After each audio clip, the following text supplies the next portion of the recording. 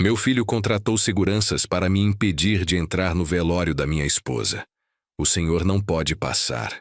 Ordens do filho da falecida, disseram os homens uniformizados quando tentei me despedir de Márcia, minha companheira de 32 anos de casamento. 2 seguranças me arrastaram para fora enquanto eu gritava o nome dela.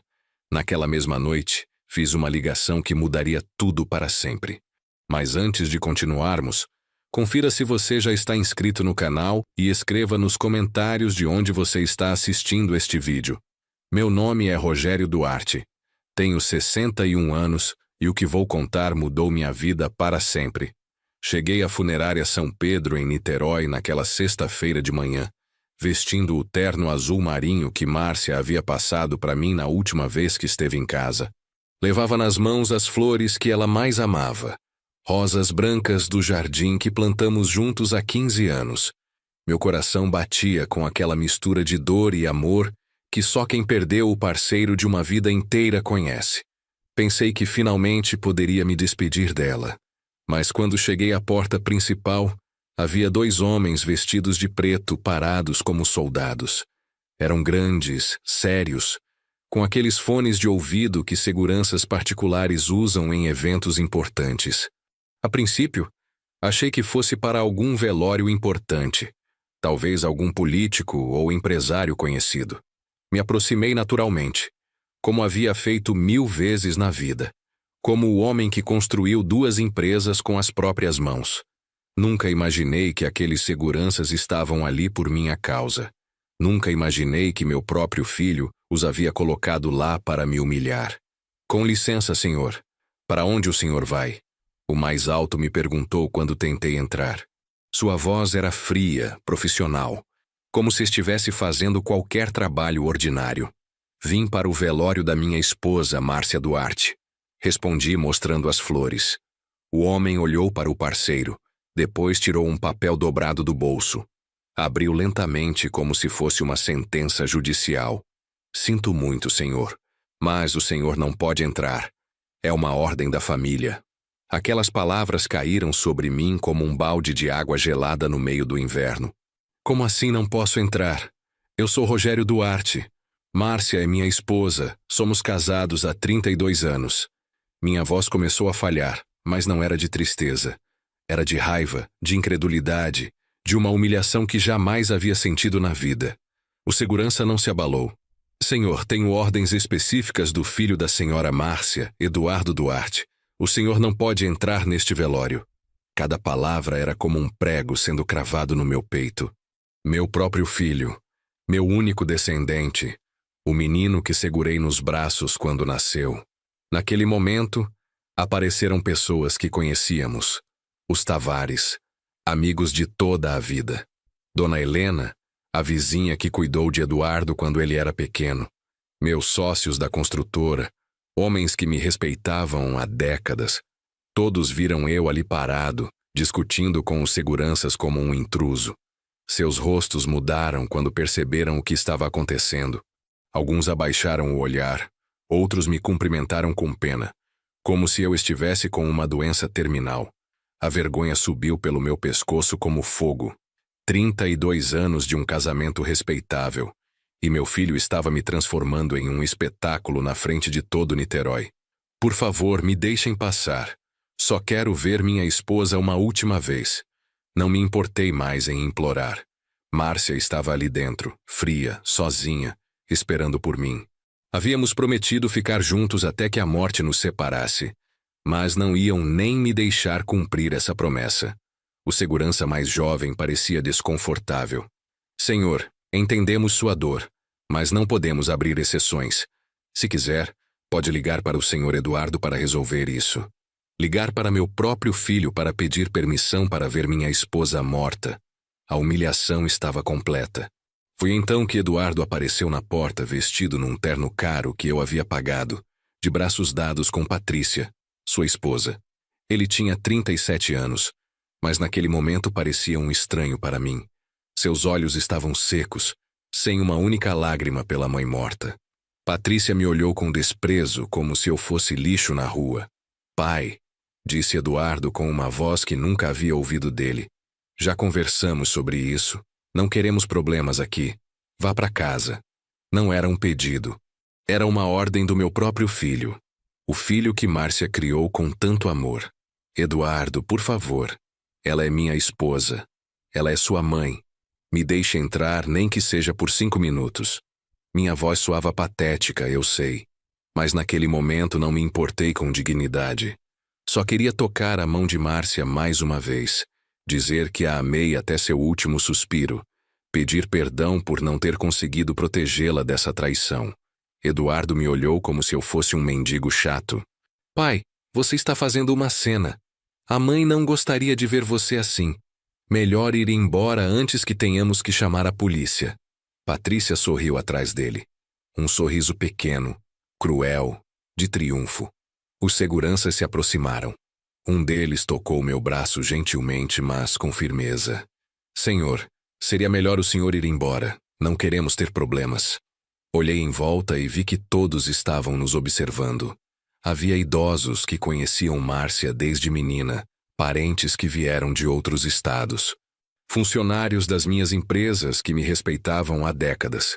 Todo mundo vendo como meu filho me expulsava do velório da minha própria esposa, como se eu fosse um cachorro de rua. Caminhei até meu carro com as pernas trêmulas, as rosas brancas ainda nas mãos. Pessoas na rua me olhavam com curiosidade, imaginando o que aquele velho tinha feito para ser expulso de um velório. Sentei no banco do motorista e chorei como não chorava desde criança. Chorei por Márcia, que estava ali dentro sem poder me defender. Chorei pelos 32 anos de casamento que meu filho pisoteou em 5 minutos. Chorei pela humilhação, pela traição, pelo ódio que vi nos olhos do meu próprio sangue. Mas enquanto dirigia de volta para a casa vazia, algo mudou no meu peito. A tristeza estava se transformando em algo mais frio, mais calculado. Eduardo pensou que tinha me derrotado, que havia tirado tudo o que importava para mim. Mas havia algo que ele não sabia, algo que Márcia e eu havíamos planejado anos atrás, quando ainda acreditávamos que nosso filho tinha um coração.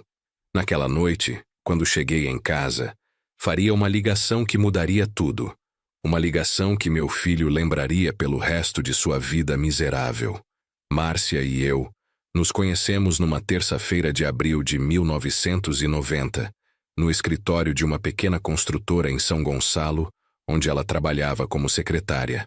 Eu tinha 30 anos, ela tinha 26, e eu havia chegado ali com um projeto maluco de construir moradias decentes para famílias de trabalhadores, com um empréstimo que mal cobria os materiais. Márcia me recebeu com um sorriso que iluminou a sala inteira. Sério que você quer construir casas para gente humilde? Ela me perguntou. É isso que eu sei fazer, respondi.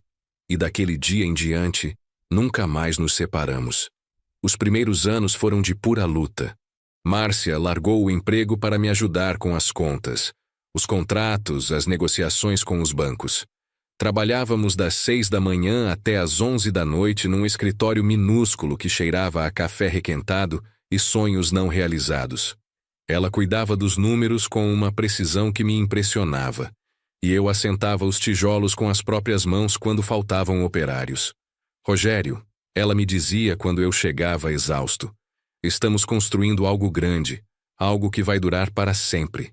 Márcia sempre enxergava o futuro quando eu só via problemas. Eduardo nasceu em outubro de 1987, depois de 3 anos tentando ter filhos. Márcia havia perdido uma gravidez antes, e quando o menino finalmente chegou saudável e berrando, choramos de felicidade por horas. Ele era minúsculo, enrugado, perfeito. Esse filho vai ser nosso orgulho. Márcia me disse enquanto o amamentava pela primeira vez.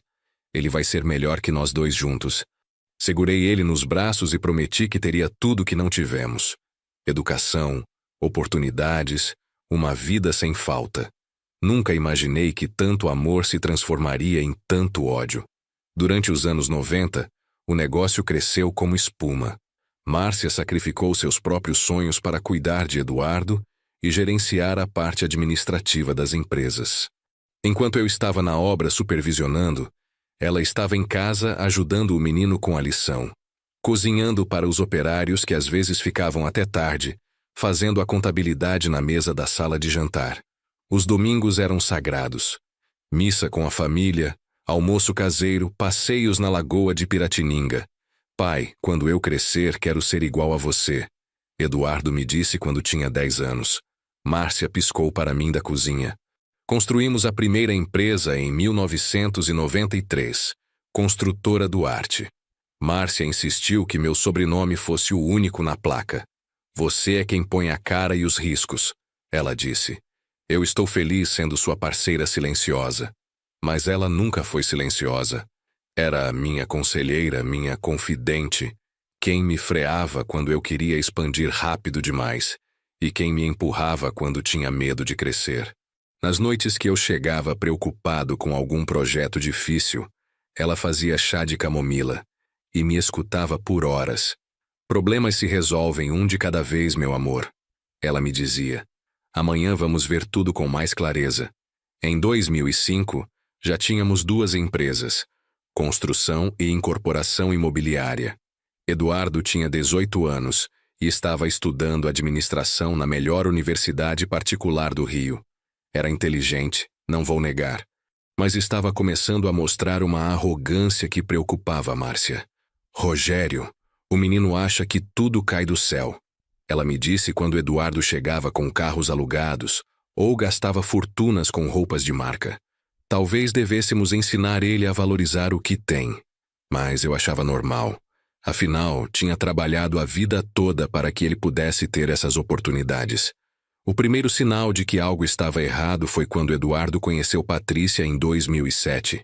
Ela vinha de uma família de dinheiro antigo, do tipo que acha que é superior porque herdou o que outros construíram. Desde o primeiro dia, Patrícia olhava Márcia com desprezo. Sua mãe não fez faculdade?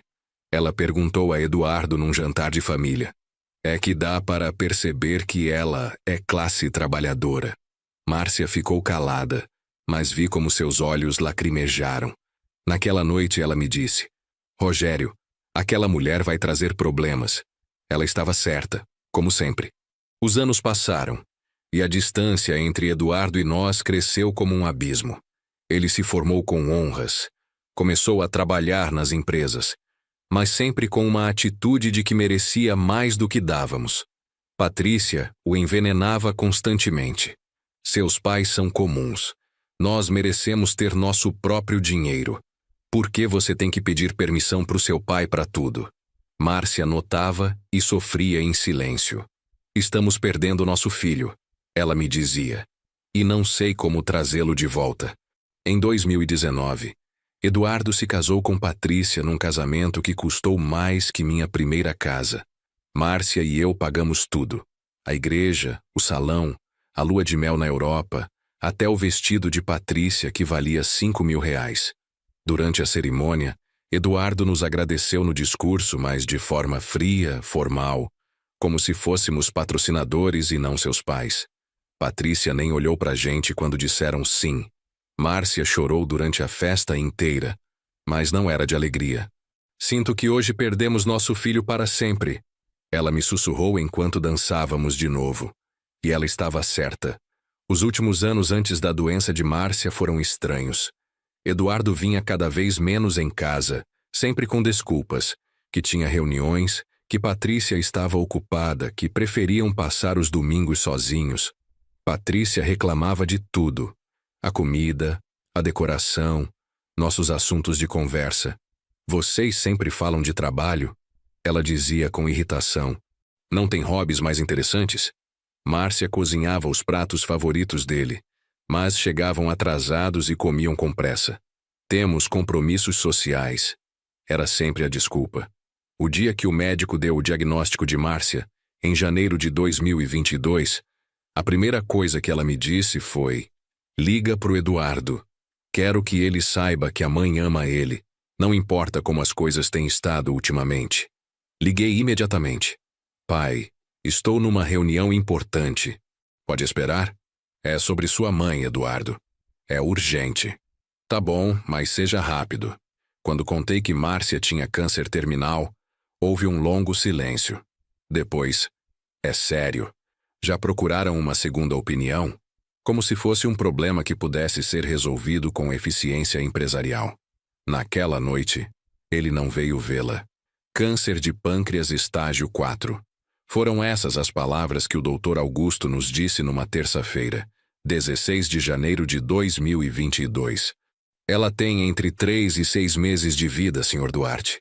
Podemos fazer quimioterapia para ganhar tempo, mas devo ser honesto. Será mais para nossa tranquilidade do que para uma cura real. Márcia apertou minha mão quando ouviu aquilo. Ela não chorou. Minha esposa nunca chorava quando as coisas ficavam difíceis. Quando começamos, ela perguntou com aquela voz firme que eu conhecia há 32 anos. Rogério e eu não vamos desistir assim tão fácil. Naquela mesma tarde, cancelei todas as minhas reuniões de negócios. Liguei para os meus gerentes e disse que até segunda ordem estaria completamente dedicado a Márcia. Mas, Sr. Duarte, temos a licitação do projeto do centro, disse Marcos, meu braço direito. Deixe o Eduardo cuidar, respondi. É para isso que ele estudou administração, e é por isso que trabalha conosco há 5 anos. Era o momento perfeito para meu filho mostrar do que era feito. Era a sua chance de se erguer quando a família precisava dele. Os primeiros dias de quimioterapia foram terríveis. Márcia vomitava a cada 2 horas. Havia perdido completamente o apetite e o cabelo lindo dela começou a cair em tufos. Dormi numa poltrona ao lado da cama do hospital, segurando a mão dela quando a dor a acordava de madrugada. Rogério, ela me dizia naqueles momentos de lucidez, promete que vai cuidar do Eduardo quando eu não estiver aqui. Promete que não vai guardar rancor se ele não souber lidar com isso. Prometi tudo o que ela pediu, mas por dentro já estava começando a me preocupar com a ausência do nosso filho. Eduardo apareceu no hospital 3 dias depois do diagnóstico, numa sexta-feira à tarde, vestido de terno e conferindo o celular constantemente. Como você está, mãe? Perguntou a Márcia, mas sem chegar muito perto da cama, como se o câncer fosse contagioso. Márcia sorriu para ele com toda a força que ainda tinha. Melhor agora que você está aqui, meu amor. Eduardo ficou exatamente 15 minutos. Pai, Patrícia está me esperando. Temos um jantar com os investidores importantes. Saiu sem beijá-la, sem abraçá-la, sem prometer que voltaria logo. As semanas passaram e a ausência de Eduardo se tornou uma ferida aberta para Márcia. Por que meu filho não vem? Ela me perguntava quando os remédios a deixavam confusa. Fiz algo errado? Ele está bravo comigo? Eu inventava que ele estava ocupado com projetos, que Patrícia tinha compromissos sociais, que vinha de noite quando ela estava dormindo. Mentiras brancas para proteger o coração de uma mulher que estava morrendo e só queria ver o filho mais uma vez. Em fevereiro, Márcia teve uma crise forte. Os médicos me disseram que provavelmente era o fim. Liguei pro Eduardo chorando no telefone. Filho, sua mãe está morrendo. Você tem que vir agora. A resposta dele congelou meu sangue. Pai, entendo que é difícil, mas Patrícia está com 3 meses de gravidez e não podemos nos expor a germes de hospital. O médico recomendou evitar lugares com pessoas doentes. Germes? Pessoas doentes? Ele estava falando da mãe moribunda como se fosse uma ameaça biológica. Márcia sobreviveu àquela crise, mas ficou muito fraca. Uma tarde de março, quando estava um pouco melhor, me pediu para levá-la em casa por algumas horas. Quero cozinhar uma última vez para minha família, ela me disse. Quero que o Eduardo venha comer a feijoada que ele gostava quando era menino. Preparei tudo. Comprei os ingredientes. Ajudei ela a cozinhar mesmo ela mal conseguindo ficar de pé. Arrumei a mesa como nos velhos tempos. Liguei pro Eduardo. Hoje é só que Patrícia e eu já temos planos. Não pode ser outro dia? Comemos sozinhos. Márcia chorou sobre o prato vazio do filho. Os últimos meses foram uma agonia emocional. Márcia perdeu 27 quilos. A pele ficou amarelada, mas os olhos continuavam procurando Eduardo toda vez que alguém entrava no quarto. Vendi ações das empresas para pagar tratamentos experimentais em clínicas particulares. Gastei mais de R$180 mil em médicos especializados, remédios importados, qualquer coisa que pudesse dar a ela mais um dia de vida. Enquanto isso, Eduardo mandava mensagens de WhatsApp perguntando como está a situação da mãe, como se fosse um relatório empresarial. O último domingo de março, Márcia me pediu para levá-la à missa na igreja onde nos casamos. Ela estava tão fraca que tive que carregá-la do carro até o banco. Durante toda a missa, rezou por Eduardo. Minha Nossa Senhora, ouvi ela sussurrar, ajuda meu filho a encontrar o caminho de volta pra gente. Não deixa o ressentimento consumir ele quando eu não estiver mais aqui. Depois da missa, ela me disse algo que nunca vou esquecer.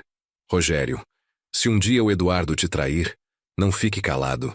Dignidade se defende até contra o próprio sangue. Márcia morreu numa terça-feira, 12 de abril de 2022, às 16h37 da tarde. Eu estava segurando a mão dela quando deu o último suspiro. Suas últimas palavras foram: cuida do nosso filho, mas cuida melhor de você mesmo. Liguei pro Eduardo imediatamente. Pai, estou numa reunião. O que houve? Sua mãe acabou de morrer, Eduardo. Houve um longo silêncio. Depois, já estou indo.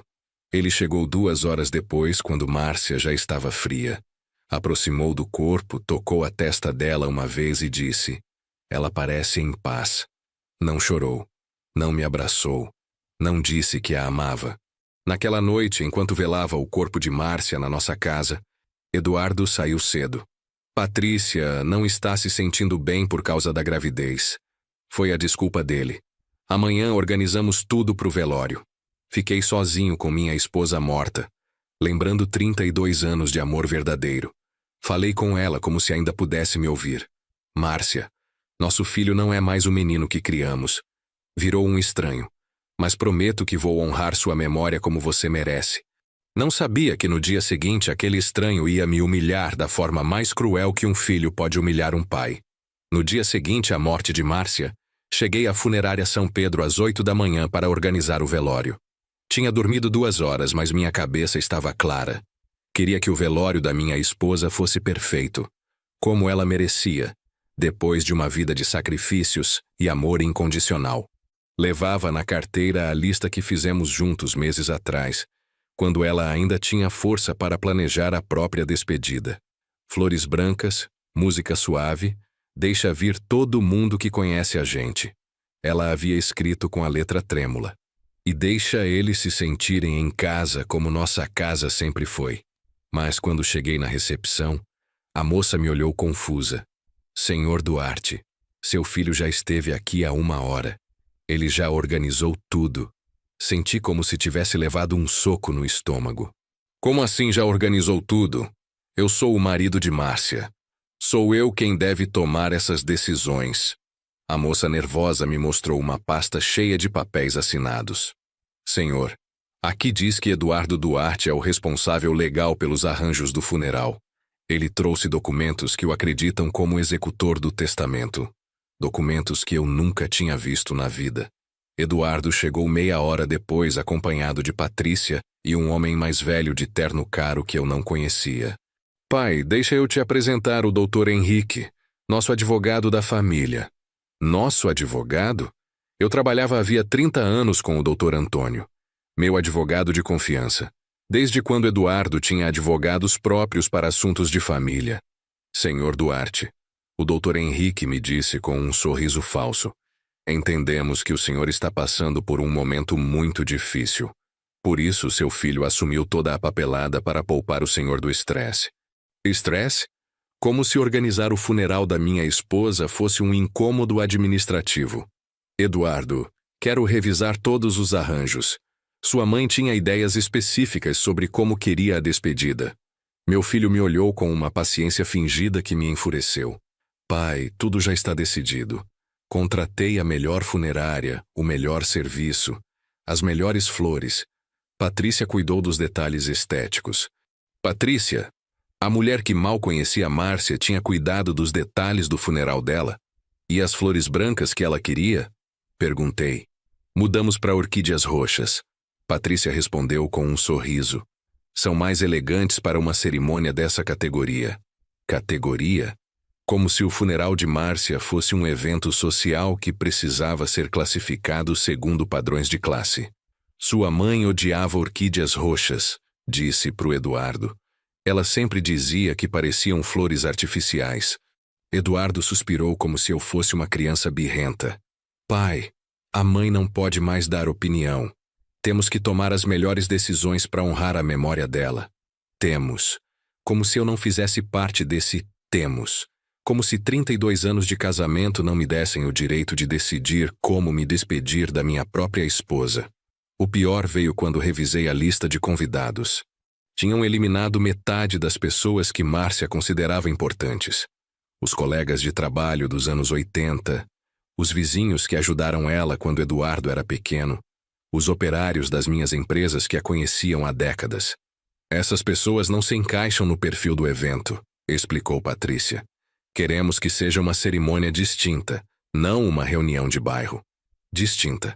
Márcia, a mulher mais distinta que conheci na vida, mas não pelo dinheiro, e sim pelo coração, reduzida a critérios de classe social por uma nora snob. Quando protestei, o advogado Henrique interferiu. Senhor Duarte, legalmente seu filho tem autoridade para tomar essas decisões. Sua esposa modificou o testamento ano passado e o nomeou executor único dos assuntos dela. Isso era impossível. Márcia e eu fizemos nossos testamentos juntos com o Dr. Antônio em 2020. Nunca modificamos. Quero ver esses documentos. Exigi. Claro, disse Henrique. Mas estão em processo de legalização. O senhor os terá em alguns dias. Dias depois do velório, quando já não importaria mais. Naquela tarde, as amigas de Márcia começaram a me ligar confusas. Rogério, por que você não está organizando o velório? Dona Luísa me perguntou. Por que seu nome não aparece no convite? Tive que explicar 20 vezes que meu filho havia assumido tudo. E você concorda? Perguntou Marcos, meu gerente de confiança. Eu não concordava com nada, mas não sabia como explicar que me sentia um estranho na minha própria tragédia, como se fosse um ator secundário na peça mais importante da minha vida. Naquela noite, Patrícia escolheu o caixão mais caro do catálogo, mogno importado com ferragens de bronze, forrado com seda italiana. É o que a senhora Márcia merece, ela disse. Mas eu sabia que era para impressionar pessoas, para mostrar o nível econômico da família. Márcia teria odiado essa ostentação. Ela sempre dizia, Rogério, quando eu morrer, não gasta dinheiro com luxos. É melhor dar para quem precisa. Mas Patrícia não conhecia Márcia. Só conhecia a versão que havia inventado na cabeça. A sogra de classe baixa que precisava ser melhorada postumamente. Antes de sair da funerária, tentei mais uma vez falar com Eduardo sozinho. Filho, sei que você está magoado com a morte da sua mãe, mas isso não está certo. Eu sou o marido dela. Tenho direito de participar das decisões. Eduardo me olhou com uma frieza que nunca tinha visto nos olhos dele. Pai, a mãe e eu conversamos muito nos últimos meses. Ela me contou coisas sobre você também, sobre o casamento de vocês, sobre como ela realmente se sentia. Senti o chão mexer debaixo dos meus pés. Que coisas? Coisas que vão te machucar muito se você ouvir aqui na frente de todas essas pessoas. Era uma ameaça. Meu próprio filho estava me ameaçando. Naquela noite voltei para minha casa vazia, com o coração partido e a mente cheia de perguntas que não tinha coragem de responder. A casa ainda cheirava a Márcia, aos remédios dela, às flores que os vizinhos tinham trazido, aquela mistura de tristeza e amor que fica quando alguém muito querido vai embora para sempre. Sentei na poltrona onde Márcia e eu assistimos tantos filmes juntos, onde ela tricotava enquanto eu revisava plantas de construção, onde planejamos nossos sonhos por 32 anos. Na mesa de jantar ainda estavam os comprimidos que ela não ia mais precisar. O copo de água pela metade. O caderno onde ela anotava coisas que queria me dizer quando tivesse força para conversar.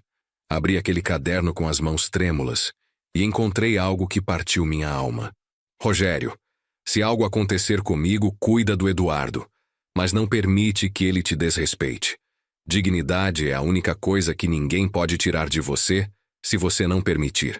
Você me ensinou isso quando éramos jovens e pobres, mas orgulhosos. Márcia havia escrito aquilo apenas 2 semanas antes de morrer, quando ainda esperávamos que Eduardo reagisse e voltasse a ser o filho amoroso que criamos. Ela havia pressentido que algo assim poderia acontecer. Tinha visto nos olhos do nosso filho aquela frieza que me recusei a reconhecer. Estava lendo as anotações dela quando o telefone tocou. Eram 11h30 da noite. Era Eduardo.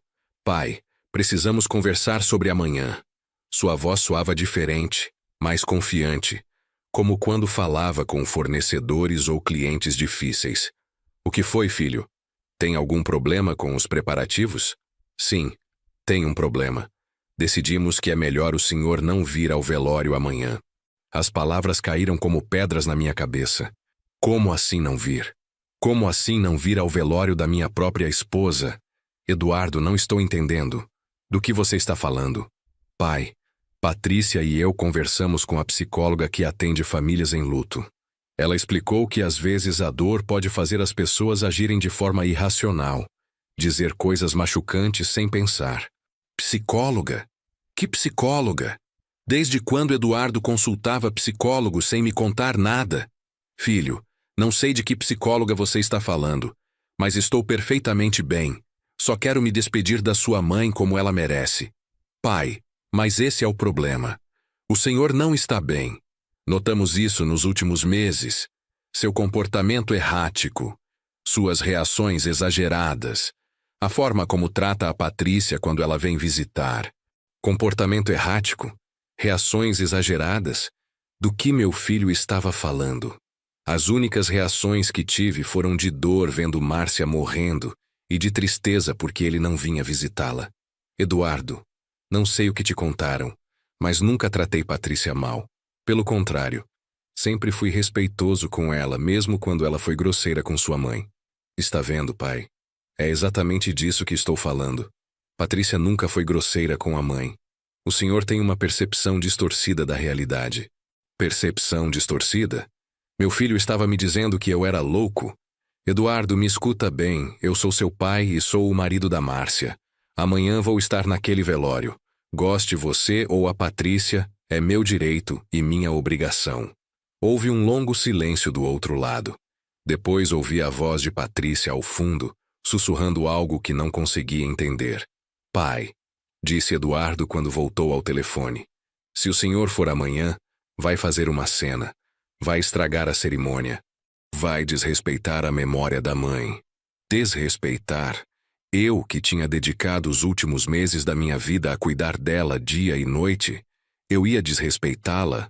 O que você quer dizer com que não posso entrar? Ela é minha esposa, Eduardo. Já não era uma conversa entre pai e filho. Era uma negociação hostil entre inimigos. Ex-esposa, pai. A mãe se divorciou de você mentalmente há anos.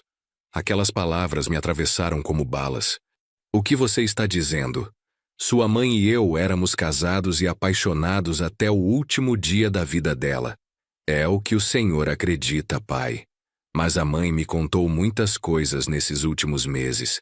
Contou como era infeliz, como o senhor era controlador, o quanto se arrependia de ter sacrificado a vida por você. Era impossível. Márcia nunca tinha dito essas coisas. Márcia nunca tinha pensado essas coisas. Foi então que ouvi claramente a voz de Patrícia gritando ao fundo. Não deixa esse velho amargo vir, deixa ele ficar na casa dele chorando sozinho. E o pior de tudo, Eduardo não a calou. Não pediu para ela respeitar o pai. Não defendeu minha dignidade. Simplesmente ficou em silêncio enquanto sua esposa me insultava do outro lado do telefone. Você ouviu isso, Eduardo? Vai permitir que sua esposa fale assim comigo? Pai, Patrícia está grávida e muito sensível. Além disso, ela também está machucada com a morte da mãe. Elas se amavam muito. Mentira. Patrícia mal tolerava a Márcia, mas meu filho preferia a versão da esposa à realidade que tinha vivido por anos. Eduardo, vou te falar mais uma vez. Amanhã vou estar naquele velório. Pode colocar os seguranças que quiser, pode inventar as desculpas que conseguir pensar, mas vou me despedir da minha esposa. Desliguei o telefone sem esperar resposta. Minhas mãos tremiam de raiva, de dor, de uma decepção tão profunda que era difícil respirar. Fiquei acordado a noite toda olhando fotos de Márcia, lendo as cartas de amor que ela me escreveu do hospital. Rogério, você é o homem mais bondoso que conheci. Cuida do nosso filho, mas cuida melhor de você mesmo. Como podia cuidar de um filho que tinha declarado guerra contra mim? Às 4 da manhã, encontrei uma carta que Márcia tinha escondido na minha gaveta. A letra estava trêmula, mas a mensagem era clara. Meu amor, se você está lendo isso é porque não estou mais com você. Quero que saiba que esses 32 anos foram os mais felizes da minha vida. Você foi o marido perfeito, o pai que nosso filho precisava, o homem que qualquer mulher sonharia ter ao lado. A carta continuava. Se um dia alguém tentar convencer você do contrário, não acredite. Nosso amor foi real, foi puro, foi para sempre. E se o Eduardo um dia fizer algo que te machuque muito, lembra que ele é nosso filho, mas você também tem que se respeitar. Não deixa ninguém, nem mesmo nosso sangue, pisar na sua dignidade. Chorei sobre aquela carta até o sol nascer. Márcia tinha sabido que algo assim poderia acontecer. Por isso me deixou aquela carta, para eu lembrar da verdade quando as mentiras tentassem me confundir. Às 6 da manhã, tomei banho. Vesti o terno preto que Márcia tinha passado para mim pela última vez. Peguei as rosas brancas do jardim e dirigi até a funerária São Pedro. Não importava o que Eduardo tinha planejado. Não importava quantos seguranças ele tinha colocado. Ia me despedir da minha esposa. Ia cumprir a promessa que fiz 32 anos atrás de ficar com ela até que a morte nos separasse. E se tivessem que me tirar à força, pelo menos o mundo inteiro veria quem era o verdadeiro vilão dessa história.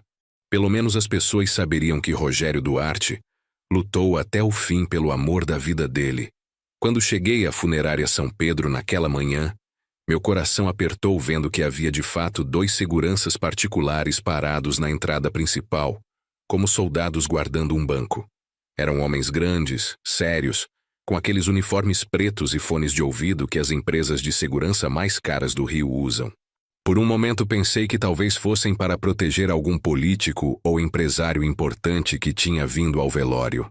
Mas quando me aproximei com minhas rosas brancas na mão e vi como me olharam, soube imediatamente que estavam ali por minha causa. Meu próprio filho havia contratado seguranças para me impedir de entrar no velório da minha própria esposa. A humilhação estava completa, mas eu ainda não sabia até onde chegava a traição. "Bom dia, senhor." O mais alto me disse quando me aproximei da porta. Sua voz era profissional, mas firme, como alguém acostumado a lidar com situações difíceis. "Para onde o senhor está indo?" "Vim para o velório da minha esposa, Márcia Duarte", respondi, tentando manter a dignidade mesmo com a voz tremendo. "Sou Rogério Duarte, marido dela." O homem trocou um olhar com o parceiro e depois tirou um papel dobrado do bolso interno do paletó. Desdobrou devagar, como se fosse uma ordem judicial. "Sinto muito, Sr. Duarte, mas o senhor não pode entrar. É uma ordem da família." Aquelas palavras me atingiram como um soco no estômago. "Como assim não posso entrar? Somos casados há 32 anos. Eu sou o marido da Márcia." Minha voz começou a subir de tom, não por agressividade, mas por desespero. O segurança manteve o profissionalismo, mas pude ver nos olhos dele que a situação o incomodava. "Senhor, entendemos sua dor, mas temos ordens específicas do Sr. Eduardo Duarte, filho da falecida senhora. Ele nos contratou para evitar tumultos durante a cerimônia." Tumultos? Que tumultos um homem de 61 anos poderia causar, querendo apenas se despedir da esposa morta? Que imagem Eduardo pintou de mim para justificar essa humilhação pública? Naquele momento, pessoas conhecidas começaram a chegar. Os Tavares, amigos de toda a vida. Seu Arnaldo, meu sócio na segunda empresa. As irmãs Costa, que eram amigas de Márcia desde a juventude. Operários das minhas construtoras que a conheciam há décadas.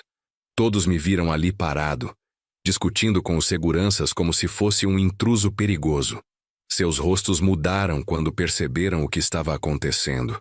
Alguns abaixaram os olhos, envergonhados. Outros me cumprimentaram com pena, como se eu fosse vítima de alguma tragédia adicional. Seu Arnaldo se aproximou confuso. "Rogério, O que está acontecendo aqui? Não sabia o que responder sem parecer louco. Foi então que Maria, a irmã mais nova de Márcia, saiu da funerária chorando. Maria tinha sido como uma irmã para mim todos esses anos. A tia favorita de Eduardo, aquela que sempre defendeu a união da nossa família. Quando me viu ali fora com os seguranças, seu rosto de surpresa partiu meu coração. Rogério, por que você está aqui fora? Por que não está lá dentro com a Márcia? Não me deixam entrar, Maria. Eduardo colocou seguranças para eu não poder me despedir da minha esposa. Maria ficou muda por alguns segundos, como se não conseguisse processar o que acabava de ouvir. Isso é impossível, Rogério. Deve ser um mal-entendido. Mas Maria entrou para buscar explicações e voltou 20 minutos depois com os olhos vermelhos e uma expressão que nunca tinha visto nela. Rogério, ela me disse com a voz quebrada. O Eduardo me disse que você maltratou a Márcia durante os últimos anos. Que ela não queria te ver nos últimos dias dela. Que ela pediu especificamente para você não vir ao velório. O mundo parou ao meu redor. Maltratado. Eu tinha maltratado Márcia, a mulher que foi o amor da minha vida, por quem vendi ações para pagar os tratamentos que cuidei dia e noite por meses. Maria, você sabe que isso é mentira. Você viu como cuidei da Márcia até o último dia. Rogério, não sei no que acreditar. Maria me respondeu, e pude ver nos olhos dela que já estava duvidando de mim.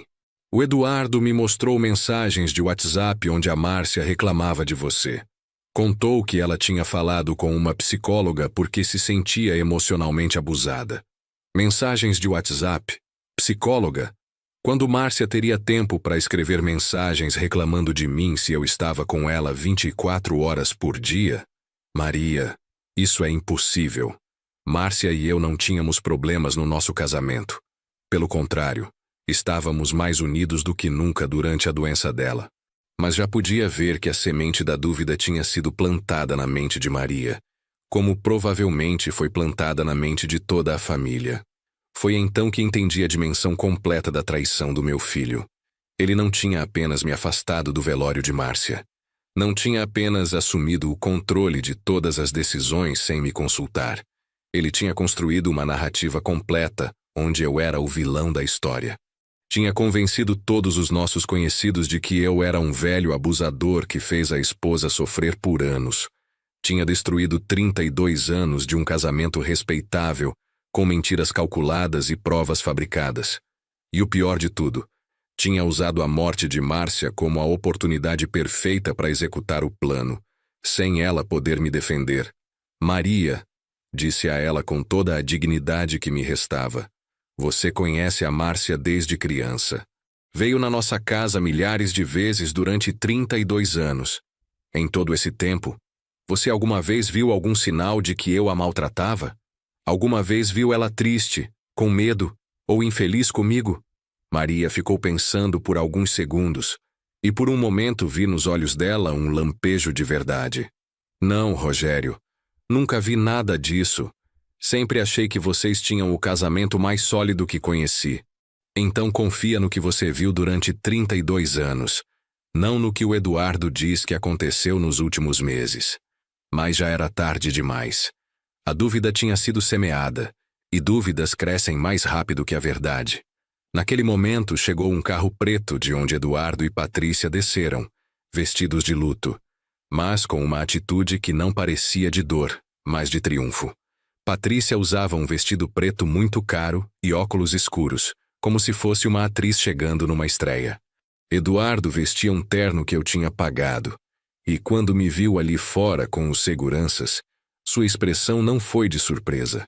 Foi de satisfação, como se tudo estivesse acontecendo exatamente como ele tinha planejado. Aproximou de mim com aquele sorriso falso que tinha aperfeiçoado nos últimos anos, aquele sorriso que usava com clientes difíceis ou fornecedores problemáticos. Pai, me disse com uma voz teatralmente triste.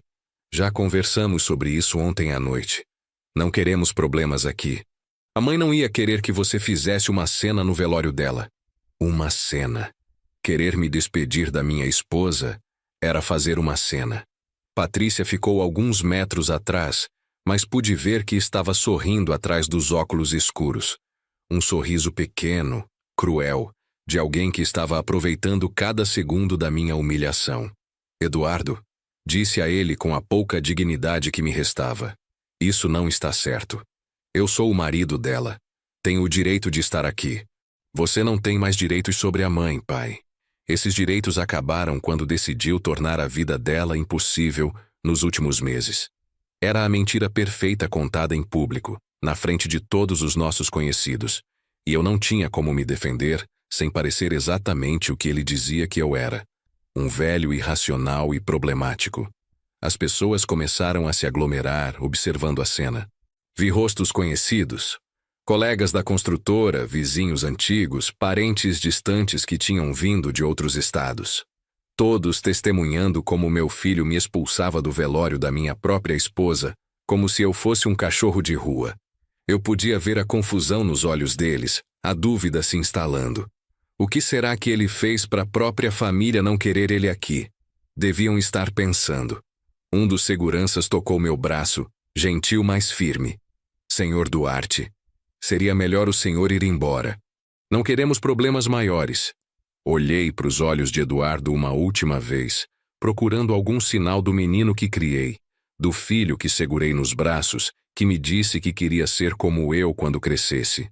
Mas só vi frieza, cálculo e uma satisfação cruel de quem acabava de vencer uma batalha. Você vai se arrepender disso pelo resto da vida, Eduardo, disse baixo, só para ele ouvir. Um dia, você vai olhar para trás e vai lembrar do dia que traiu o homem que te deu tudo. Eduardo não respondeu. Apenas acenou para os seguranças que me acompanharam até meu carro. Caminhei com as pernas trêmulas, as rosas brancas ainda nas mãos, a cabeça erguida mesmo com a humilhação queimando como fogo na alma. Entrei no carro, coloquei as rosas no banco do passageiro onde Márcia sempre sentava e dirigi até um lugar tranquilo perto da lagoa de Piratininga.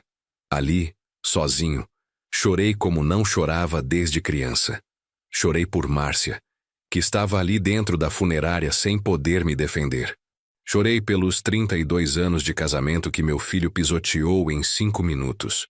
Chorei pela humilhação, pela traição, pelo ódio que vi nos olhos do meu próprio sangue. Mas enquanto as lágrimas caíam, algo estava mudando dentro do meu peito. A tristeza estava se transformando em algo mais frio, mais calculado, mais perigoso. Eduardo pensou que tinha me derrotado. Patrícia pensou que tinha conseguido tudo o que queria. Ambos acreditavam que Rogério Duarte era um velho inofensivo que podiam pisar sem consequências. Mas havia algo que não sabiam. Algo que Márcia e eu tínhamos planejado anos atrás, quando ainda esperávamos que nosso filho tivesse honra. Algo que eu tinha guardado como última defesa contra a possibilidade de traição, que Márcia, com sua intuição de mãe, já pressentia. Sequei as lágrimas, respirei fundo e peguei o celular. Era hora de fazer a ligação que mudaria tudo. A ligação que meu filho lembraria pelo resto da vida miserável dele.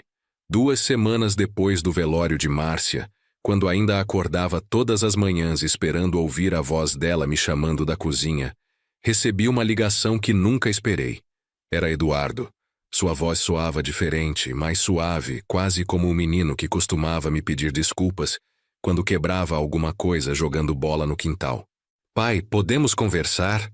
Patrícia e eu estivemos pensando muito sobre o que aconteceu no dia do velório. Por um momento meu coração se encheu de uma esperança desesperada. Talvez meu filho tivesse refletido. Talvez tivesse percebido a crueldade do que fez. Talvez a dor de perder a mãe o tivesse feito repensar a importância da família. Claro, filho, quando você quiser. Minha casa está sempre aberta para você. Melhor nos encontrarmos no escritório, pai. Em território neutro. Território neutro. Como se minha própria casa fosse território inimigo. Como se o lugar onde ele cresceu, onde Márcia o criou com tanto amor, fosse agora um campo de batalha, do qual era preciso se proteger. Mas aceitei. Depois de 2 semanas de dor e solidão absoluta, qualquer oportunidade de reconciliação com meu filho valia a pena. Quando é bom para você, Perguntei com uma voz que soava pateticamente esperançosa até para os meus próprios ouvidos. Amanhã às 3 da tarde, no escritório principal da construtora Duarte. O escritório que construí tijolo por tijolo, onde ele brincava quando criança enquanto eu trabalhava aos sábados, onde Márcia vinha trazer almoço caseiro nos domingos, quando tínhamos projetos urgentes.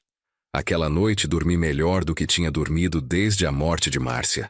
Pela primeira vez em semanas, me permiti imaginar que talvez tudo tivesse sido um terrível mal-entendido, uma reação exagerada da dor da perda. Talvez Eduardo tivesse ficado tão desesperado por provar que conseguia lidar com a situação que tomou decisões erradas. Talvez Patrícia, na gravidez e na dor, tivesse influenciado negativamente as decisões dele. Acordei cedo, tomei banho com cuidado, vesti o terno azul que Márcia sempre dizia que me deixava distinto. Até cortei o cabelo no barbeiro onde ia há 20 anos, como se estivesse indo para um compromisso importante. Queria parecer o pai que Eduardo podia respeitar. Como o avô que o filho dele, por nascer, merecia conhecer.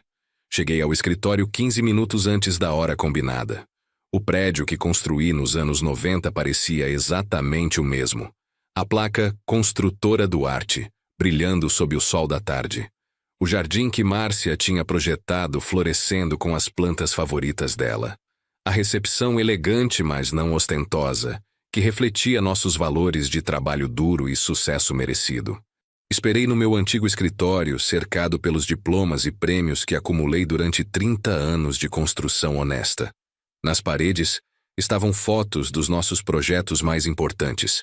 O conjunto habitacional para famílias de classe média, o prédio comercial que foi meu primeiro grande sucesso, a escola primária que construímos sem fins lucrativos no bairro onde Márcia cresceu.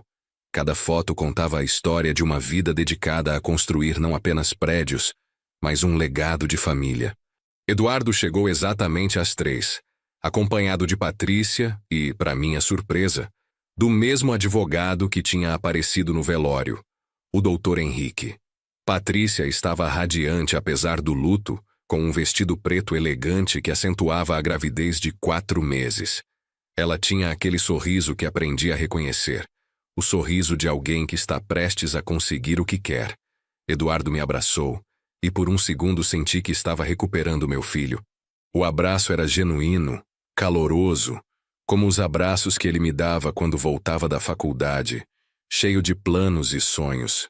Pai, sinto muito por tudo que aconteceu. Acho que todos reagimos mal por causa da dor.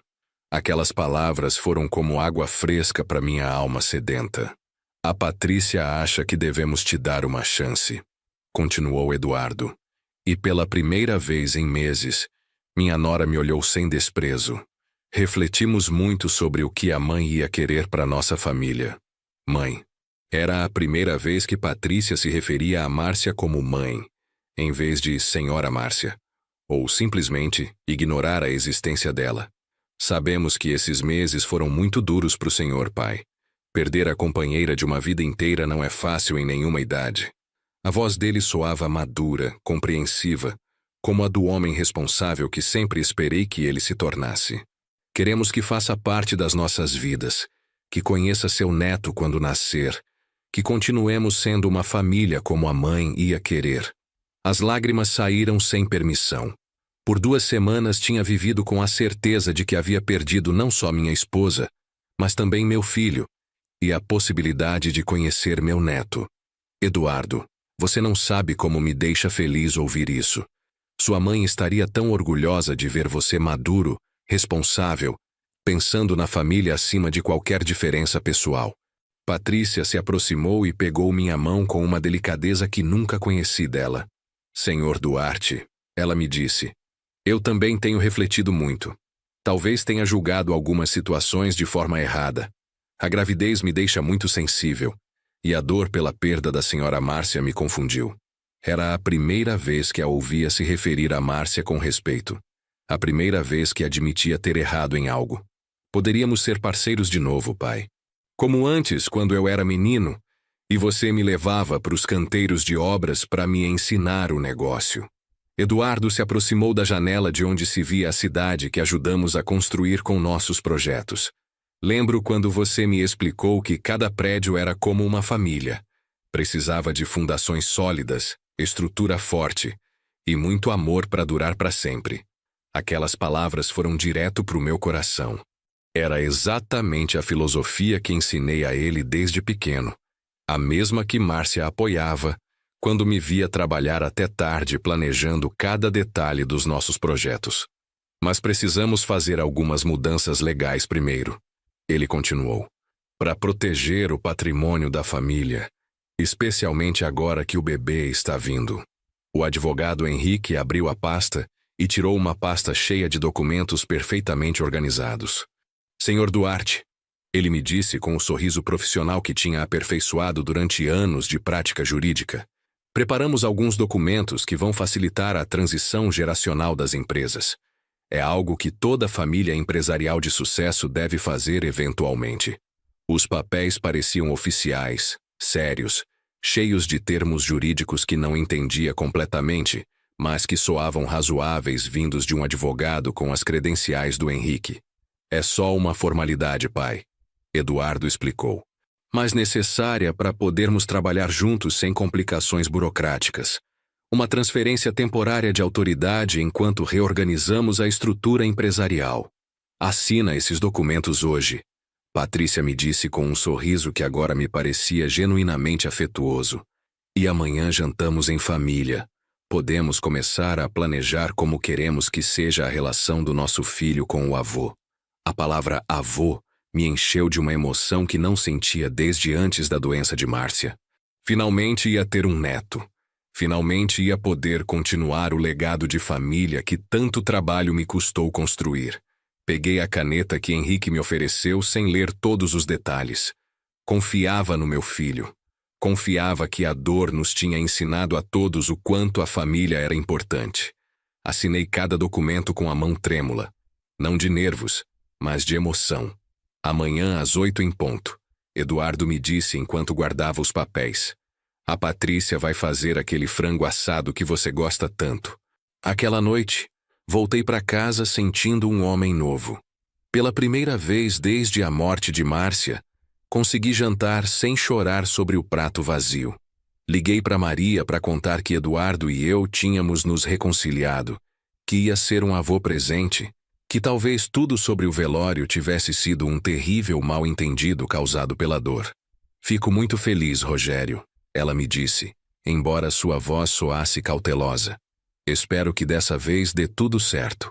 Dormi abraçado no travesseiro de Márcia, sussurrando para ela que nosso filho tinha reconsiderado, que íamos ser uma família de novo, que nosso neto ia crescer conhecendo o amor que nós dois construímos por 32 anos. No dia seguinte, acordei cedo e comprei flores para Patrícia, um presente para o bebê a caminho, uma garrafa do vinho que costumávamos beber nas celebrações de família. Mas quando cheguei na casa de Eduardo às 8 em ponto, ninguém abriu a porta. Liguei para o telefone. Não atendeu. Toquei a campainha por 1 hora. A casa estava vazia, escura, silenciosa como um túmulo. 3 dias depois de ter esperado inutilmente na porta da casa de Eduardo, consegui localizá-lo no que tinha sido meu escritório principal na construtora Duarte. Mas quando cheguei, a surpresa foi total. A placa já não dizia Construtora Duarte. Agora dizia Duarte e Associados Empreendimentos Imobiliários. Meu nome tinha sido relegado a uma menção secundária na empresa que fundei com as próprias mãos, com o suor de 30 anos de trabalho, com Márcia como apoio incondicional durante décadas de sacrifícios compartilhados. A secretária que me conhecia há 15 anos me olhou confusa quando pedi para ver Eduardo. Senhor Duarte, ela me disse com evidente desconforto. O senhor tem hora marcada? O senhor Eduardo está muito ocupado reorganizando a estrutura diretiva. Hora marcada? Eu precisava de hora marcada para ver meu próprio filho na empresa que construí. Eduardo me recebeu no que tinha sido meu escritório, mas tudo tinha mudado. Os diplomas e prêmios que acumulei durante 3 décadas tinham sido substituídos por novos certificados em nome de Eduardo Duarte, presidente executivo. As fotos dos nossos projetos familiares tinham sido trocadas por renders de empreendimentos imobiliários de luxo que nunca tinha visto. Até a foto de Márcia, que sempre esteve na minha mesa, tinha desaparecido, substituída por uma imagem de Patrícia no vestido de noiva. Meu filho estava sentado atrás da mesa que foi minha por 20 anos, revisando papéis com a concentração de alguém gerenciando um império que sempre foi dele. Quando levantou o olhar, não vi culpa nos olhos. Vi satisfação. Pai, tudo bem? Desculpa não ter conseguido te ver antes, mas estivemos reorganizando muitas coisas. O tom era profissional, cordial, como o que usava com fornecedores menos importantes. Não havia rastro do filho arrependido que me abraçou 3 dias atrás. Então esse era o plano desde o começo. Perguntei, sentindo raiva e decepção subindo pela garganta como bilha amarga. A reconciliação, os pedidos de desculpa, a promessa de jantar em família. Eduardo se recostou na cadeira com uma tranquilidade que congelou meu sangue. Pai, negócios são negócios. Tinha que garantir que a transição fosse o mais eficiente possível. A mãe estaria orgulhosa de ver como estou gerenciando o patrimônio da família. Orgulhosa. Sua mãe estaria orgulhosa de ver você roubar a empresa que construímos juntos. Estaria orgulhosa de ver você mentir para o próprio pai. Minha voz estava começando a falhar. Não de tristeza, mas de uma raiva que vinha segurado por semanas. Eduardo suspirou como se eu fosse um cliente difícil que não entendia as condições de um contrato. Pai, isso não é roubo. É uma transição geracional normal. Todos os negócios de família passam por isso eventualmente. Os fundadores envelhecem, perdem capacidade de decisão e a nova geração assume o controle. Perder capacidade de decisão. Eu, que tinha gerenciado 3 empresas simultaneamente por décadas, que tinha navegado crises econômicas que teriam afundado empresários menos experientes. Naquele momento, Patrícia entrou sem bater, como se fosse dona do lugar. Usava um vestido caro de maternidade e um sorriso que já não fingia ser gentil. Aproximou da mesa onde Eduardo estava sentado e colocou a mão possessiva no ombro dele, como marcando território. Ah, o velho finalmente entendeu. Ela disse com uma risada cristalina que me machucou mais que qualquer grito. Não havia nenhuma pretensão na voz dela. Era a risada genuína de alguém que tinha vencido uma guerra longa e calculada. Sempre soubemos que você era um empecilho, Rogério. Um obstáculo para o crescimento real dessas empresas. A forma casual como pronunciou meu nome, sem o respeito que usou durante anos de hipocrisia, mostrou até que ponto tinham planejado essa humilhação. Patrícia, disse a ela tentando manter alguma dignidade, recebi você na minha família como uma filha. Respeitei você mesmo quando tratou a Márcia mal.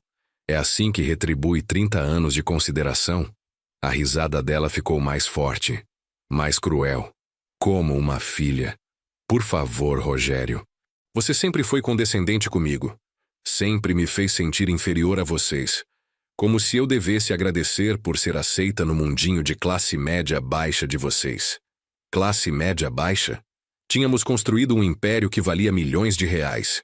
Tínhamos dado emprego a centenas de famílias. Contribuímos para o desenvolvimento do Rio de Janeiro por décadas. Mas para Patrícia nunca fomos suficientes porque nosso dinheiro cheirava a trabalho honesto, e não a herança aristocrática. E você, Eduardo?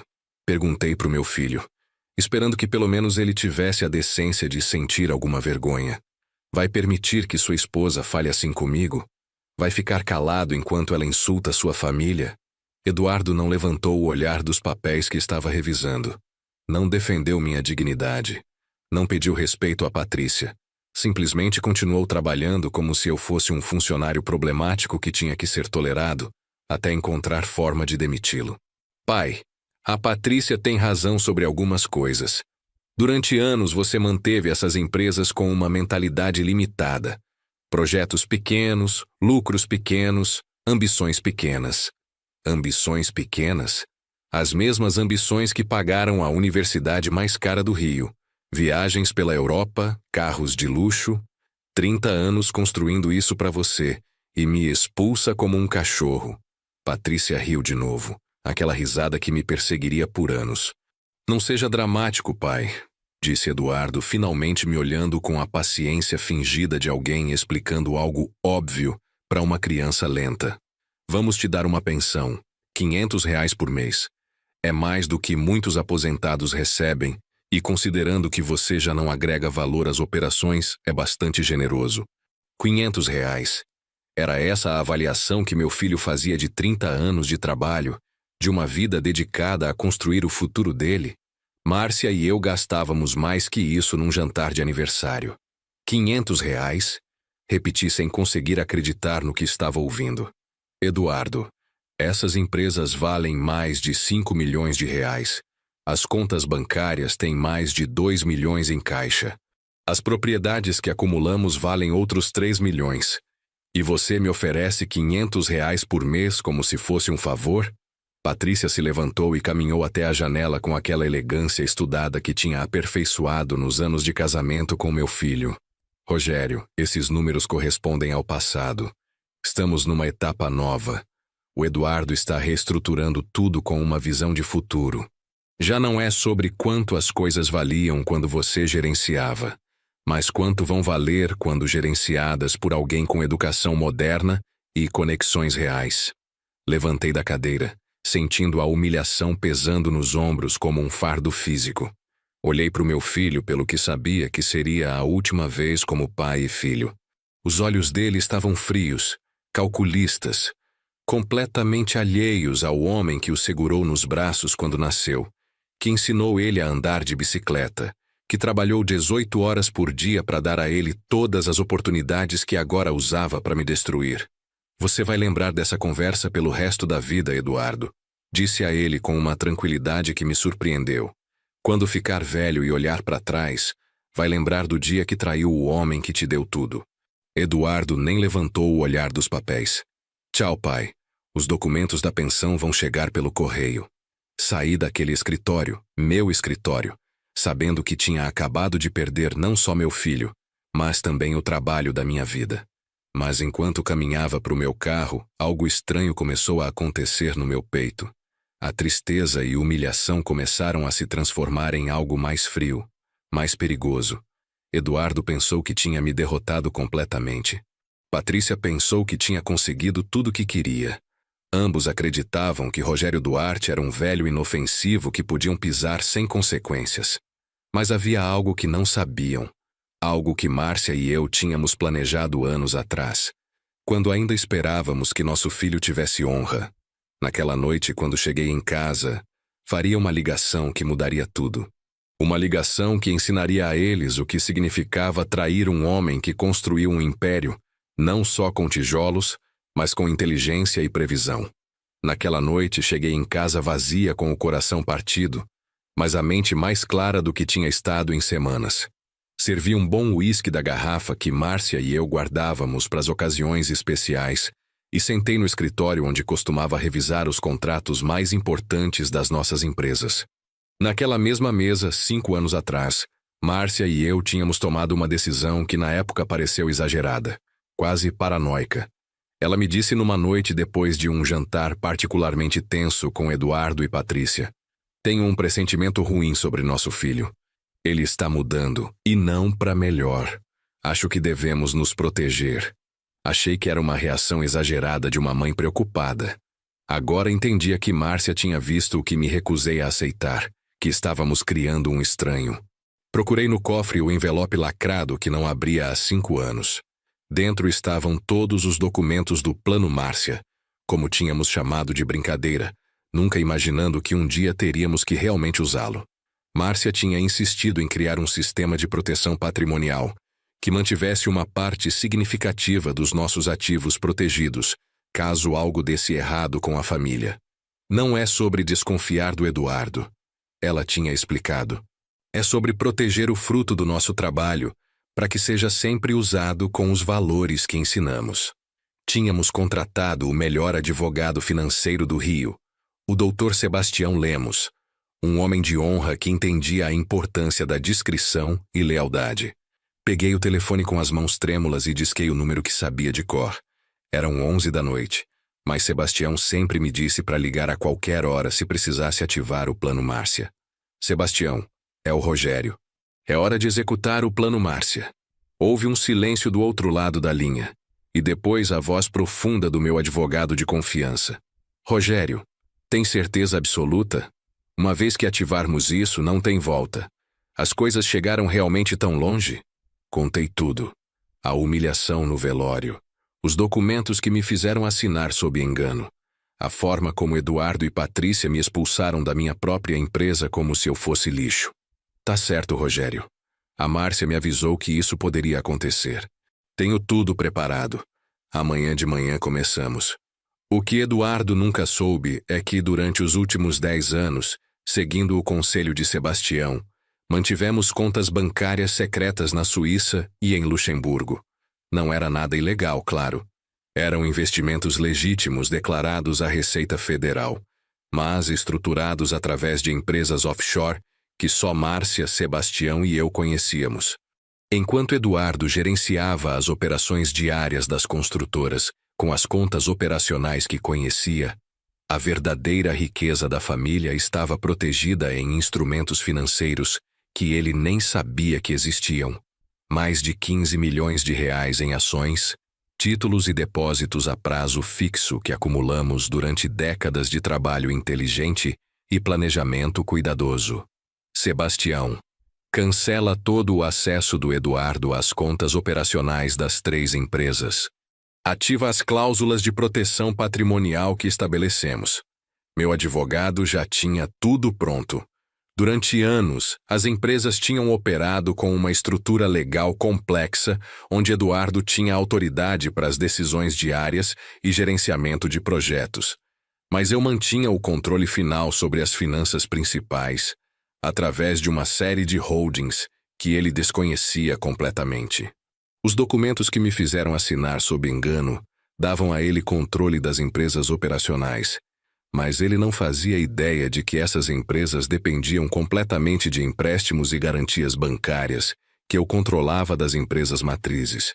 E Sebastião, continuei, sentindo uma calma estranha que não experimentava há semanas, ativa também a cláusula de revogação imediata. Quero que o Eduardo perca acesso a todas as linhas de crédito amanhã, todas as garantias bancárias, todos os fundos operacionais.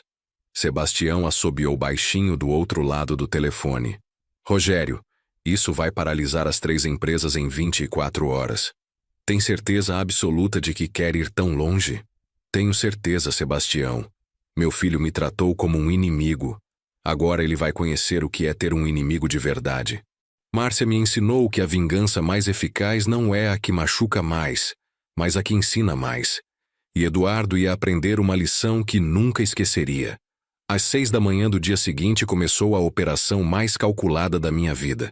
Os bancos receberam ordens de suspender imediatamente todas as linhas de crédito das empresas de Eduardo.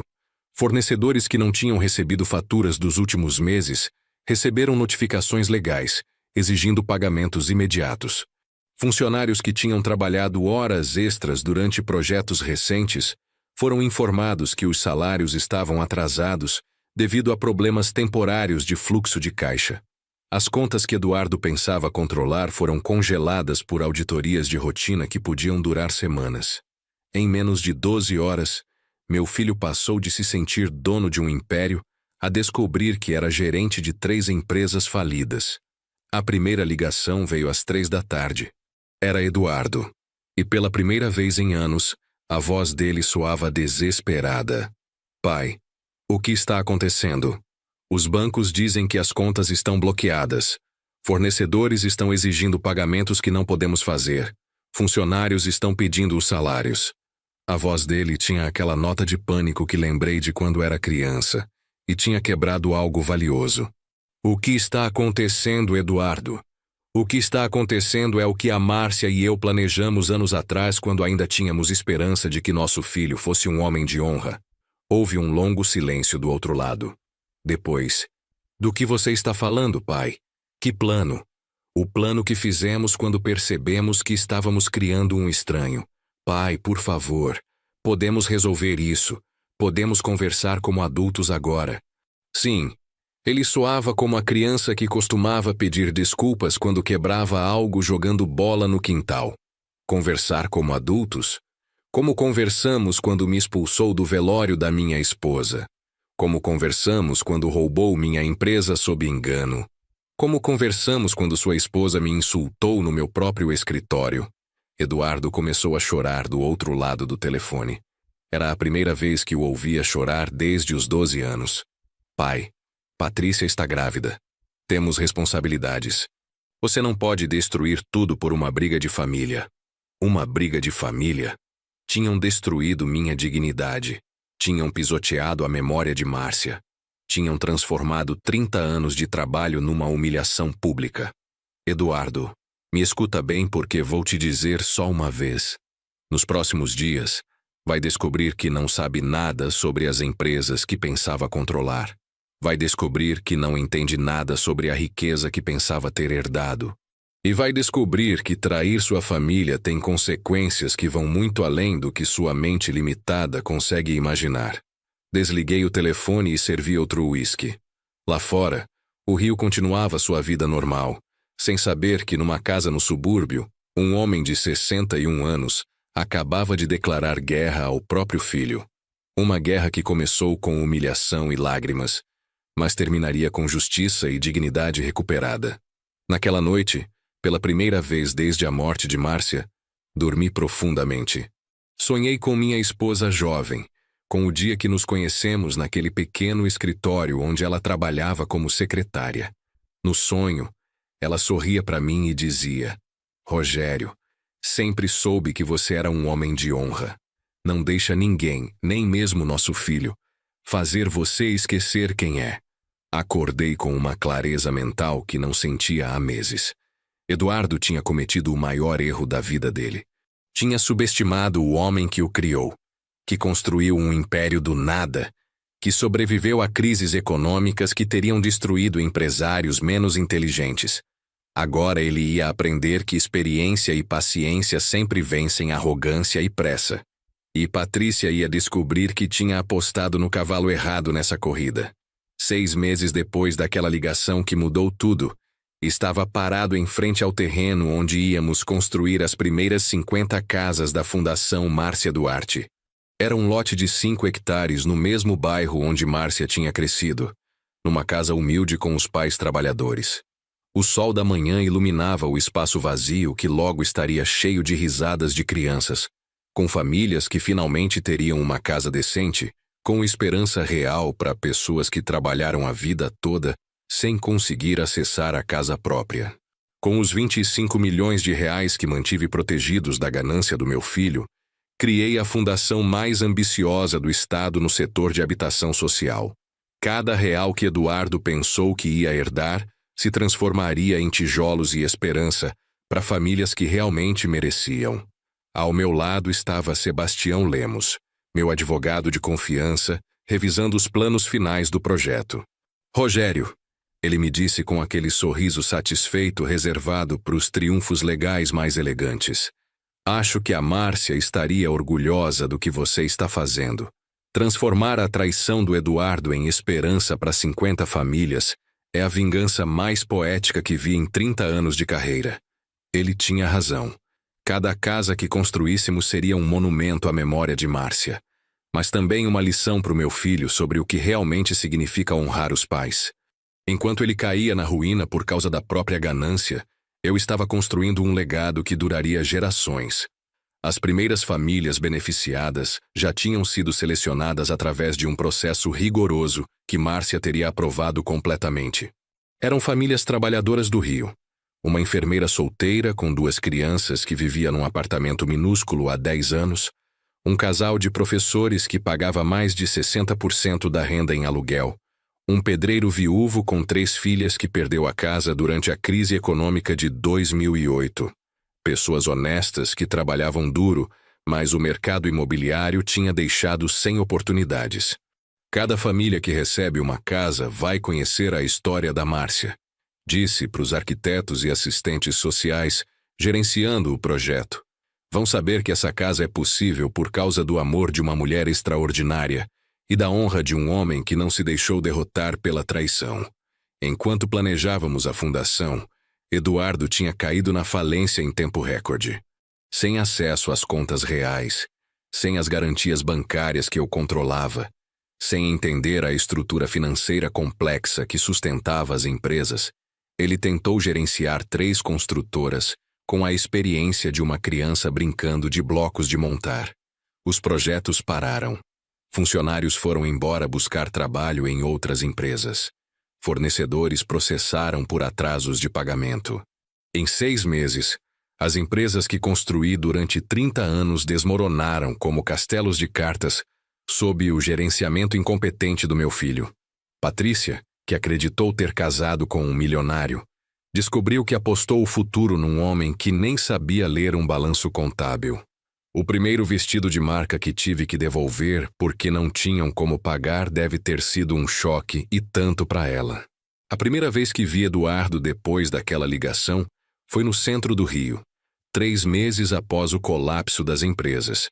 Ele estava sentado num banco de praça, usando roupas que reconheci como as que usava para trabalhar nos canteiros quando era jovem, mas agora amarrotadas e manchadas. Tinha um boné no chão com algumas moedas e um papelão que dizia: "Procuro trabalho. Tenho experiência em construção." A barba longa e descuidada, os olhos fundos, as mãos sujas. Era difícil reconhecer naquele homem o executivo arrogante que me expulsou do meu próprio escritório poucos meses atrás.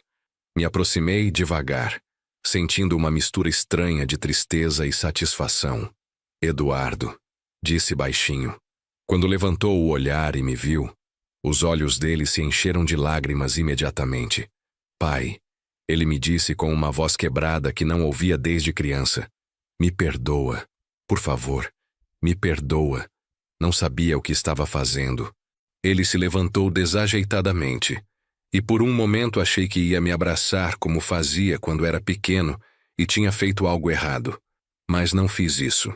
Não porque não sentisse amor por ele, mas porque algumas lições só se aprendem quando machucam o suficiente. "Onde está a Patrícia?" perguntei.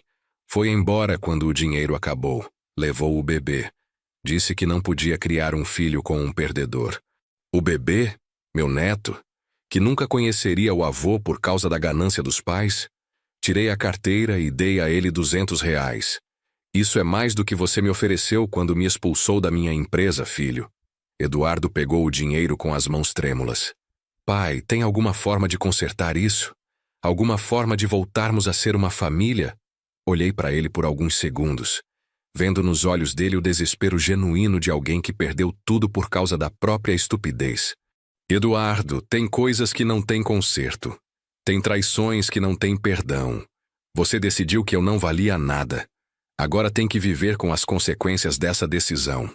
As lágrimas dele caíram na calçada, enquanto turistas passavam por nós sem entender o drama que se desenrolava entre um pai e um filho. "Mas vou te dizer uma coisa", continuei, "e quero que lembre disso pro resto da vida. O dinheiro que pensou que ia herdar está construindo casas para pessoas que realmente merecem. Cada tijolo dessas casas leva o nome da sua mãe. Cada família sorrindo nessas casas é minha vingança mais doce." Eduardo cobriu o rosto com as mãos e chorou como não chorava desde criança. "Pai, a mãe não ia querer isso. Ela ia querer que fôssemos uma família." "Você tem razão, Eduardo. Sua mãe ia querer que fôssemos uma família. Mas você decidiu que ser rico era mais importante que ser filho dela. Agora vive com essa decisão." Me afastei sem olhar para trás, deixando ele chorando naquele banco. Hoje, um ano depois da morte de Márcia, a Fundação Márcia Duarte construiu 200 casas em 4 bairros do Rio. Cada casa tem uma placa que diz: "Construída com amor em memória de Márcia Duarte, 1961 a 2022. Uma mulher extraordinária que acreditou na dignidade do trabalho e no poder do amor verdadeiro." Crianças brincam nos quintais que projetamos pensando nas tardes que Márcia e eu passamos vendo Eduardo correr pelo nosso jardim.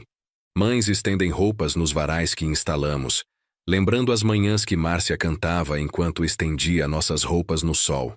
Cada detalhe dessas casas está cheio de memórias felizes, de amor verdadeiro, da vida que construímos juntos por 32 anos. Eduardo mora num abrigo municipal. Às vezes recebo informações sobre ele através de conhecidos, que está trabalhando em bicos, que está tentando largar o álcool, que pergunta sobre mim, mas não tem coragem de se aproximar. Patrícia se casou com um empresário mais velho, um homem que pode dar a ela a vida de luxo que sempre quis. Meu neto vai crescer chamando outro homem de avô, sem nunca conhecer as histórias que Márcia e eu teríamos compartilhado com ele. Tem noites que dói pensar nisso, que meu sangue está crescendo sem conhecer o avô que teria dado a vida por ele. Mas depois lembro dos rostos das crianças brincando nas casas da fundação, e entendo que algumas perdas são necessárias para coisas maiores nascerem. Às vezes me pergunto se fiz a coisa certa, se a justiça que busquei foi severa demais, se Márcia teria aprovado a forma como lidei com a traição do nosso filho. Mas depois vejo as famílias sorrindo nas casas novas. Leio as cartas de agradecimento que recebo toda semana. Caminho pelos bairros onde antes havia pobreza, e agora há esperança. E sei que Márcia estaria orgulhosa. Cada tijolo é uma oração. Cada casa é um milagre. Cada família feliz é prova de que o amor verdadeiro nunca morre. Só se transforma. Eduardo escolheu a ganância acima da família. Eu escolhi a honra acima do sangue. E embora doa, sei que tomei a decisão certa. Hoje tenho 62 anos e aprendi algo que machuca. Mas é verdade. Às vezes a família de sangue nos decepciona. Mas a família que escolhemos, a família que construímos com nossos valores e nossas ações, essa nunca nos trai. As 200 famílias morando nas casas da Fundação Márcia são meus verdadeiros descendentes. As crianças crescendo naqueles quintais são meus verdadeiros netos. As mães que me abençoam quando passo pelos bairros são minhas verdadeiras filhas. Eduardo perdeu um pai, mas eu ganhei uma família inteira de pessoas que entendem o valor do trabalho honesto e do amor verdadeiro. O que você teria feito no meu lugar? Teria perdoado um filho que te humilhou no momento mais doloroso da vida? Ou teria buscado justiça mesmo que machucasse na alma? Se essa história mexeu com algo dentro de você, conta pra gente sua opinião nos comentários. Dá like se acredita que a justiça chegou como tinha que chegar. E se inscreve porque todo dia tem uma história nova que pode mudar sua vida. Histórias de pessoas comuns enfrentando traições extraordinárias e encontrando força para seguir em frente. Mas a história não acabou. Porque a vida nunca é tão simples quanto queremos acreditar. E as feridas que nossos próprios filhos abrem às vezes demoram mais para cicatrizar do que imaginamos. 2 anos depois daquele encontro no banco da praça, numa manhã de sábado comum, recebi uma ligação de um número que não conhecia. Era uma voz feminina jovem, nervosa. Senhor Rogério Duarte, meu nome é Júlia. Sou assistente social do Centro de Recuperação Nova Esperança. Meu coração disparou. Sim, sou eu. Aconteceu algo? É sobre seu filho, Eduardo Duarte. Ele está internado aqui há 3 meses. Está em recuperação de dependência química e alcoolismo. Pediu que eu ligasse para o senhor. Dependência química? Meu filho tinha caído ainda mais baixo do que imaginei? Como ele está? Perguntei antes de conseguir me controlar. Ele está melhor agora, senhor. Está limpo há 2 meses e meio. Tem participado das terapias e está trabalhando na marcenaria do centro. Mas precisa muito falar com o senhor. Diz que não consegue seguir em frente sem pedir perdão pessoalmente. Fiquei em silêncio por alguns segundos, sentindo aquela mistura de amor e dor que só pais de filhos perdidos conhecem. Onde fica esse centro? 1 semana depois, estava dirigindo até Petrópolis, onde o Centro de Recuperação Nova Esperança ficava numa fazenda isolada nas montanhas. Durante todo o caminho, briguei comigo mesmo. Será que devia dar essa chance pro Eduardo? Será que não era só mais uma manipulação? Mas a voz de Márcia ecoava na minha mente. Cuida do nosso filho, Rogério. Não importa o que aconteça, ele é nosso filho. O centro era simples, mas digno. Uma casa grande cercada de jardins, onde ex-dependentes aprendiam ofícios enquanto se recuperavam. A assistente social Júlia me recebeu com um sorriso gentil. Seu filho tem trabalhado muito duro, senhor Duarte. É um dos internos mais dedicados que já passaram por aqui. Me levou até a marcenaria, onde homens de todas as idades trabalhavam em móveis de madeira. E lá estava Eduardo, mais magro que da última vez, mas com os olhos limpos pela primeira vez em anos.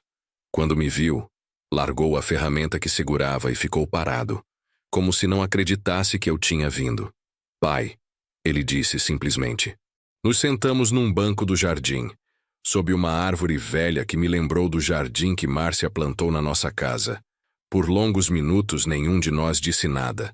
Só ficamos ali, pai e filho, separados por anos de traição, mas unidos por 37 anos de história.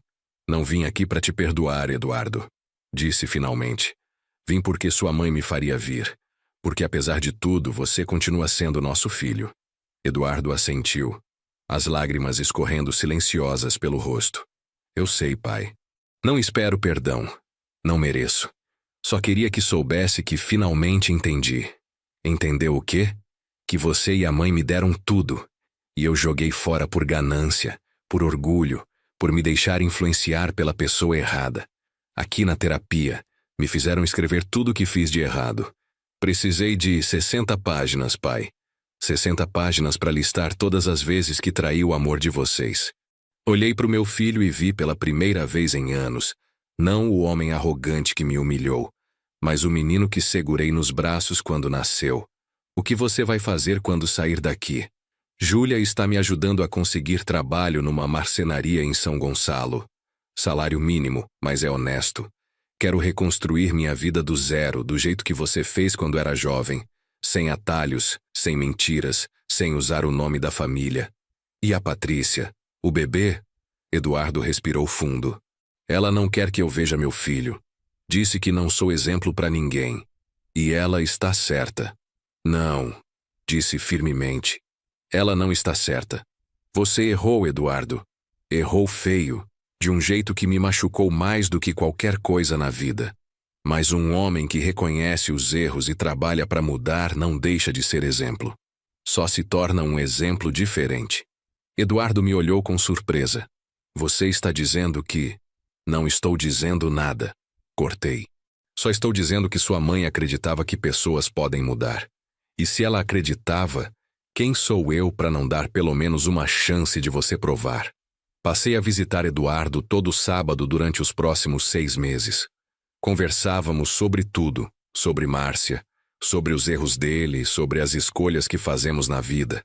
Lentamente, fui reconhecendo nele fragmentos do menino que criamos. Quando ele saiu do centro, consegui para ele um emprego na marcenaria de um amigo. Não fiz favores, deixei claro. Ele teria que provar seu valor com trabalho, não com o sobrenome. Eduardo aceitou sem reclamar. Hoje, 3 anos depois da morte de Márcia, Eduardo mora num apartamento simples em São Gonçalo. Trabalha 6 dias por semana na marcenaria. E todo domingo vem almoçar comigo. Não voltamos a ser o que éramos. Isso nunca vai ser possível. Mas estamos construindo algo novo. Algo mais honesto, baseado em respeito conquistado e não em sangue obrigatório. Ele trabalha como voluntário na Fundação Márcia Duarte aos sábados, ajudando nas reformas das casas, ensinando marcenaria para os jovens dos bairros. Não recebe salário, não pede reconhecimento. Faz porque quer honrar a memória da mãe da única forma que ainda pode, servindo. A fundação agora construiu 300 casas. Eduardo conhece a história de cada família. Às vezes o vejo conversando com as crianças, ensinando elas a trabalhar com madeira, e vejo nos olhos dele o arrependimento genuíno de quem entende o que perdeu. Patrícia eventualmente permitiu que ele visse o filho, Miguel, meu neto. Uma vez por mês, aos domingos, Miguel vem almoçar conosco. Tem 5 anos agora, os olhos de Márcia, e a risada que me faz lembrar de quando Eduardo era criança. Não digo pro menino que sou o avô. Patrícia não quer confundir ele. Mas ele me chama de seu Rogério e me pergunta sobre construção, sobre madeira, sobre as histórias da vovó Márcia, que nunca conheceu. Eduardo ainda tenta ganhar a guarda compartilhada. Trabalha duro, economiza cada centavo, mora num lugar simples mas limpo. Faz terapia toda semana. Está provando dia após dia que pessoas podem mudar. Eu não perdoei completamente. Não sei se algum dia vou conseguir. A humilhação do velório, a traição, as mentiras, essas cicatrizes vão ficar para sempre. Mas aprendi que perdão e reconciliação são coisas diferentes. Perdão é sobre o passado. Reconciliação é sobre o futuro. E talvez, só talvez, possamos construir um futuro novo sobre as ruínas do passado. Hoje, sentado no jardim que Márcia plantou, vendo Eduardo brincar com Miguel entre as rosas brancas, penso em tudo que passamos. A traição quase me destruiu. A vingança me deu justiça, mas não paz. Foi só quando decidi dar uma chance mínima para o arrependimento genuíno que encontrei algo parecido com cura. Márcia me ensinou que construir é sempre melhor que destruir, que amor é mais forte que ódio, que justiça sem misericórdia vira só crueldade. Não significa que Eduardo voltou a ser meu filho como antes. Isso morreu naquele velório e nunca vai ressuscitar. Mas significa que talvez, com muito trabalho, muita dor, muita honestidade, possamos construir algo novo. Algo menor, mais frágil, mais verdadeiro. Como as casas da fundação, feitas tijolo por tijolo, com paciência, com amor, com trabalho honesto. A vida não é um conto de fadas onde tudo se resolve com um abraço. É complicada, dolorosa, cheia de cinzas. Mas às vezes, das cinzas da traição mais profunda pode nascer algo inesperado. Não um final feliz, mas talvez um recomeço possível. E por Márcia, pela memória do amor que construímos juntos por 32 anos, por tudo que ela acreditava sobre redenção e segunda chances, talvez isso seja suficiente.